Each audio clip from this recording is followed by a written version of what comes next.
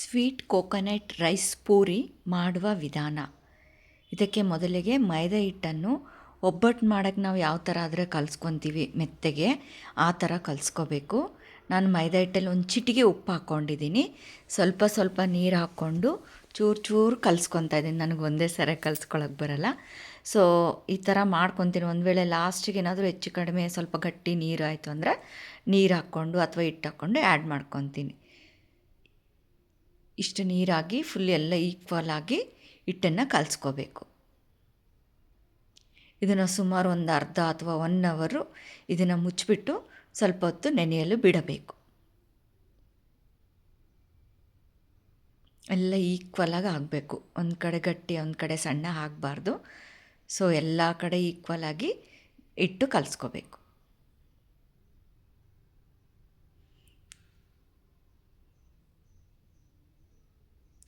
ಇದಕ್ಕೆ 1 ಗ್ಲಾಸ್ ಅಳತೆ, ನೀವು ಯಾವುದೇ ತೊಗೊಳ್ಳಿ ಅದೇ ಅಳತೆ ಸಕ್ಕರೆ, ಅಕ್ಕಿ ಹಿಟ್ಟು,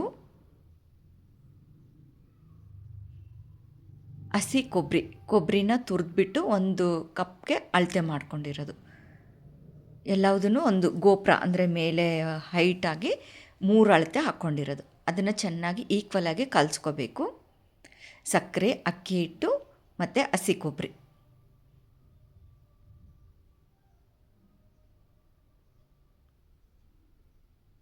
ಈಗ ಒಲೆ ಹಚ್ಚಿಬಿಟ್ಟು ಒಂದು ಕಡಾಯಲ್ಲಿ ಚೆನ್ನಾಗಿ ತುಪ್ಪ, ನೀವು ಎಷ್ಟು ತುಪ್ಪ ಹಾಕಿದರೆ ಅಷ್ಟು ಟೇಸ್ಟಿಯಾಗಿರುತ್ತೆ. ಡ್ರೈ ಫ್ರೂಟ್ಸು ನಿಮ್ಮ ಇಷ್ಟ, ನಿಮ್ಗೆ ಏನೇನು ಡ್ರೈ ಫ್ರೂಟ್ಸ್ ಇಷ್ಟ ಆಗುತ್ತೋ ಅದೆಲ್ಲ ಹಾಕ್ಕೋಬೋದು. ನಾವಿಲ್ಲಿ ಗೋಡಂಬಿ, ಬಾದಾಮಿ, ಪಿಸ್ತಾ ಹಾಕ್ಕೊಂಡಿದ್ದೀವಿ. ದ್ರಾಕ್ಷಿನೂ ಹಾಕ್ಕೋಬೋದು. ಎಷ್ಟು ಜಾಸ್ತಿ ಹಾಕ್ಕೊಂಡ್ರೆ ಅಷ್ಟು ಚೆನ್ನಾಗಿ ಮಿಡ್ಲು ನಟ್ಸ್ ಚೆನ್ನಾಗಿ ಟೇಸ್ಟಿ ಕೊಡುತ್ತೆ. ಅದೇ 1 ಕಪ್ ಅಳತೆಯಷ್ಟು ಹಾಲು ಹಾಕ್ಕೋಬೇಕು. ಇದು ಗೋಪುರ ಹಾಕಿರೋದ್ರಿಂದ ನಾವು ಹಾಲು ಸ್ವಲ್ಪ ಒಂದು ಕಾಲು, ಇನ್ನೊಂದು ಸ್ವಲ್ಪ, ಅದಕ್ಕೆ 1 ಕಾಲು ಆ್ಯಡ್ ಮಾಡ್ಕೊಂಡಿದ್ದೀವಿ. ಹಾಲಿಗೆ ನಾವು ಈಗಾಗಲೇ ರೆಡಿ ಮಾಡಿಟ್ಕೊಂಡಿರೋ ಅಂಥ ಹಿಟ್ಟು, ಕೊಬ್ಬರಿ ಎಲ್ಲ ಮಿಕ್ಸ್ ಮಾಡ್ಕೊಂಡಿದ್ವಿ. ಆ ಹಿಟ್ಟನ್ನು ಹಾಕ್ಬಿಟ್ಟು ಚೆನ್ನಾಗಿ ಕಲಿಸ್ತಾ ಇರಬೇಕು. ಒಲೆ ಮೀಡಿಯಮ್ ಆಗಿ ಇರಬೇಕು.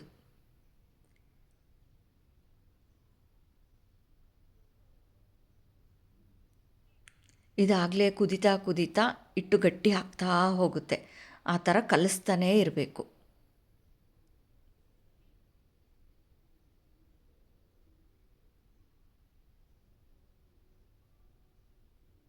ಸುಮಾರು ಒಂದು 5-10 ನಿಮಿಷ ಬೇಕಾಗುತ್ತೆ.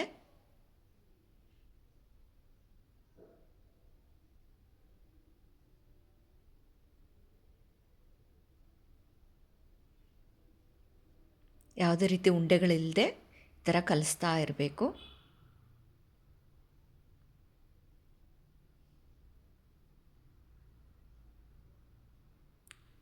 ಸ್ವಲ್ಪ ಗಟ್ಟಿ ಆಗ್ತಾ ಬರ್ತಾ ಇದೆ.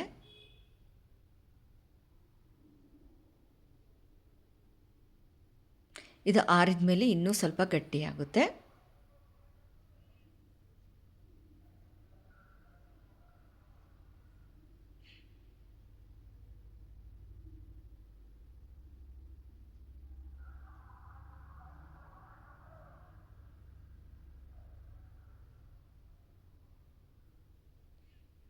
ಜಸ್ಟ್ ಲೈಕ್ ಉಪ್ಪಿಟ್ಟು ಥರ ಅನ್ನಿಸ್ತಾ ಇದೆ.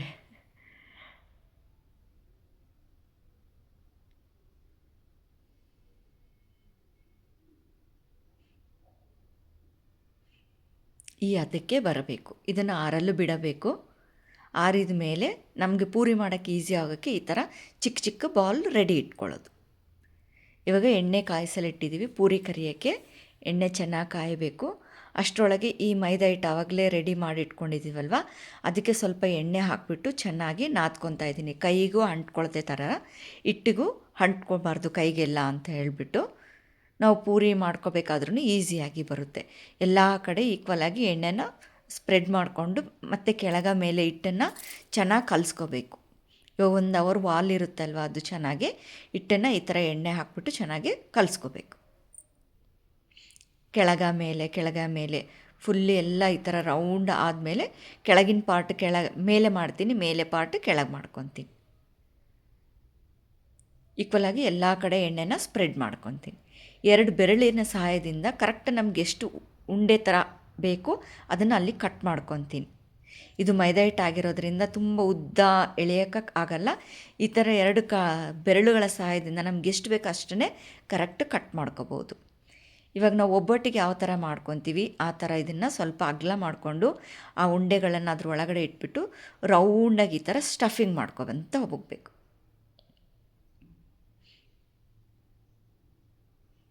ಒಬ್ಬಟ್ಟು ದೊಡ್ಡದಿರುತ್ತೆ, ಇದು ಪೂರಿ ಆಗಿರೋದ್ರಿಂದ ಸ್ವಲ್ಪ ಚಿಕ್ಕ ಚಿಕ್ಕ ಸೈಜು. ಅದ್ರ ಮೇಲೆ ಒಂಚೂರು ಎಣ್ಣೆ ಹಚ್ಬಿಟ್ಟು ಅದನ್ನು ಉಲ್ಟಾ ಮಾಡ್ಕೊತೀನಿ. ಇವಾಗ ನಮಗೆ ಯಾವ ಥರ ಅಂದರೆ ತುಂಬ ರೋಸ್ಟ್ ಆಗಬೇಕಂದವ್ರು ತುಂಬ ತೆಳು ಮಾಡ್ಕೋಬೋದು, ಇಲ್ಲ ನಮಗೆ ಪೂರಿ ಥರ ಉಬ್ಬೋ ಥರ ಇರಬೇಕು ಅಂದರೆ ಸ್ವಲ್ಪ ದಪ್ಪ ಮಾಡ್ಕೋಬೋದು. ಈಕ್ವಲಾಗಿ ಎಲ್ಲ ಕಡೆ ಚೆನ್ನಾಗಿ ತಟ್ಕೋಬೇಕು. ಇದನ್ನು ಎಣ್ಣೆ ಚೆನ್ನಾಗಿ ಕಾದಿರಬೇಕು.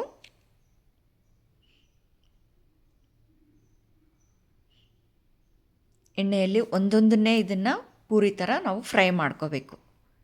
ನಿಪ್ಪಟ್ಟು ಥರ ಒಂದೆರಡು ಮೂರು ಹಾಕ್ಬಿಟ್ಟು ಒಂದೇ ಸರ ತೆಗಿತೀನಿ ಆ ಥರ ಅಲ್ಲ, ಪೂರಿ ಥರ ಒಂದೊಂದನ್ನೇ ನಾವು ಫ್ರೈ ಮಾಡ್ಕೋಬೇಕು. ಇದು ರೆಡ್ ಆಗೋ ಥರ ಸ್ವಲ್ಪ ಉಲ್ಟಾ ಪಲ್ಟಾ ಕೆಳಗೆ ಮೇಲೆ ಈ ಥರ ಮಾಡಿಕೊಂಡು ಅದನ್ನು ಫ್ರೈ ಮಾಡ್ಕೋಬೇಕು.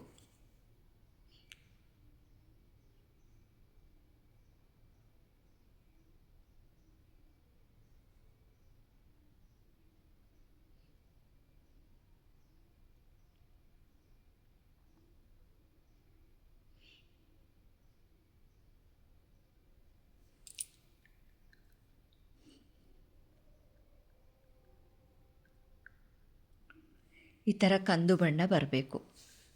ಪೂರಿ ರೆಡಿಯಾಗಿದೆ.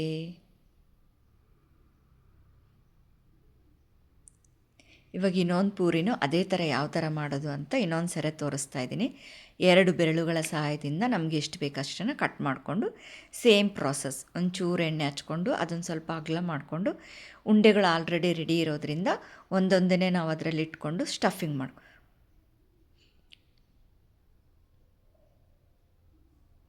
ಒಂದು ವೇಳೆ ನಮಗೆ ಹಿಟ್ಟು ಜಾಸ್ತಿ ಅನ್ನಿಸ್ತು ಅಂತಂದರೆ ಎಲ್ಲ ಈ ಥರ ಮಾಡಿದ ಮೇಲೆ ಲಾಸ್ಟಿಗೆ ಮೇಲೆ ಸ್ವಲ್ಪ ಉದ್ದ ಎಳ್ಕೊಂಡ್ರೆ ಎಕ್ಸ್ಟ್ರಾ ಇರೋದು ಬಂದುಬಿಡುತ್ತೆ, ಅದನ್ನು ಕಟ್ ಮಾಡಿ ತೆಕ್ಕೋಬೋದು. ಸೇಮ್ ಪ್ರಾಸೆಸ್ ಇದೇ ಥರ ಎಲ್ಲ ತಟ್ಕೋಬೇಕು. ಪೂರಿಗೆ ಚಿಕ್ಕ ಚಿಕ್ಕ ಪೂರಿಗಳು ಬಿಸಿ ಬಿಸಿ ತುಂಬ ಟೇಸ್ಟಿಯಾಗಿರುತ್ತೆ. ಆರಿದ ಮೇಲೆ ಒಂದು ಸ್ವಲ್ಪ ನಾರು ಬರುತ್ತೆ. ಸೊ ನೀವು ಸ್ವಲ್ಪ ತೆಳ್ಳಗೆ ಮಾಡಿಕೊಂಡು ರೋಸ್ಟ್ ಮಾಡಿ ಇಟ್ಕೊಂಡ್ರೆ ನಿಮ್ಗೆ ನಾರು ಅನಿಸಲ್ಲ.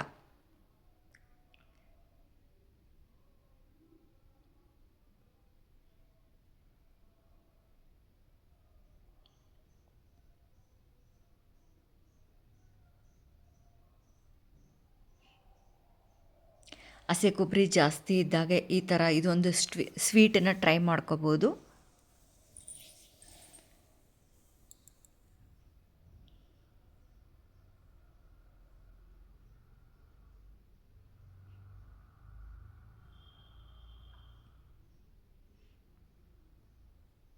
ಸ್ವೀಟ್ ರೆಡಿಯಾಗಿದೆ.